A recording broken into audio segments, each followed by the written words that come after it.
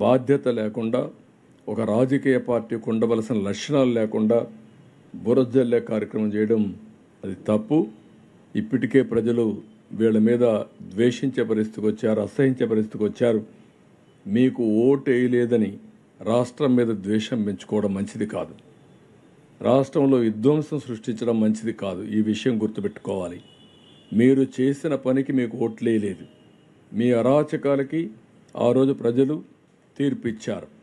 ఈరోజు ఇలాంటి అరాచకాలు ఇంకా చేసి, విధ్వంసాలు చేసి, నేరాలు ఘోరాలు చేస్తే మిమ్మల్ని రాష్ట్రంలో కూడా ఉండేరు.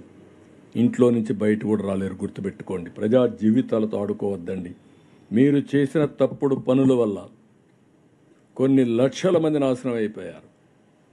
1,40,000 కుటుంబాలు ఈరోజు ఇళ్లలోకి నీళ్ళొచ్చి సర్వస్వాన్ని కోల్పోయారు. ఇంకొక పక్క 2,50,000 మంది, దగ్గర 2 లక్షలు కాదు, 6,80,000 మంది, 7 లక్షల మంది ఒక వారం నుంచి ఒక మానసిక క్షోభ అనుభవిస్తున్నారు.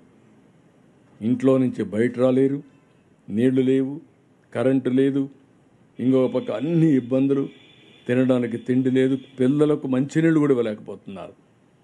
అంటే ఎక్కడికి పోతున్నాం ఇవన్నీ? నేను చాలా స్టోరీస్ చెప్పాను. కనీసం మానవతా దృక్పథం మీకు ఉండుంటే, నన్ను ఒక ఆయన అడిగాడు, మా పిల్లలకు మంచినీళ్ళు ఇవ్వలేకపోతున్నాను, ఆ మంచినీళ్ళు ఇప్పించమని అడిగాడు. నేను చాలా బాధపడ్డా. ఒక కన్న తండ్రి ఆవేదన, 3 రోజులుగా పిల్లలకు మంచినీళ్ళు ఇవ్వలేకపోవడం. ఇంకొకది ఇక్కడికి వెళితే 1 సంవత్సరం బాబుని తీసుకొని తండ్రి వచ్చేసాడు, భార్యను వదిలేసి వచ్చాడు. అంటే చనిపోతామని అనుకుని కనీసం నేను పోయి నా కొడుకుని బతికించుకుంటే కనీసం న్యాయం చేసేమని అవుతానని వచ్చాడు.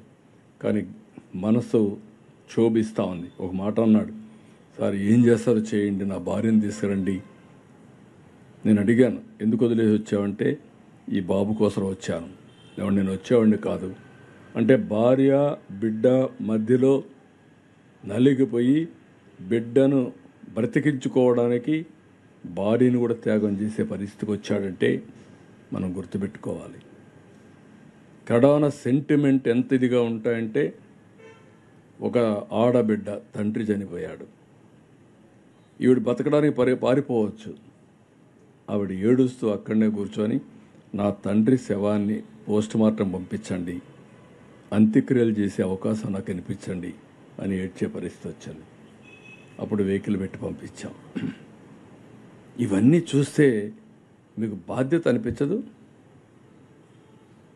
ఇంత దారుణంగా ఎవరొచ్చినా ఇంత పెద్ద క్రైసిస్ చేస్తే, నేను సాయంత్రం పోతే పబ్లిక్ వాళ్ళ హ్యాపీనెస్ కానీ నా మీద ఉండే నమ్మకంతో పరిగెత్తా వస్తే దండం పెట్టి, కాదు పనులున్నాయి, ముందు నీళ్ళని పోవాల్సిన అవసరం ఉంది, దయచేసి నాకు దారి ఇవ్వండి అని చెప్పి దండం పెట్టి వచ్చాను. అది వాళ్ళ యొక్క బాధ్యత, వాళ్ళు ఇచ్చే ఒక నమ్మకం.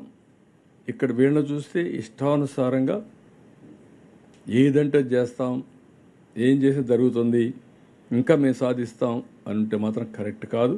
దీన్ని చాలా తీవ్రంగా ఖండిస్తున్నా, గర్హిస్తున్నా. ఇది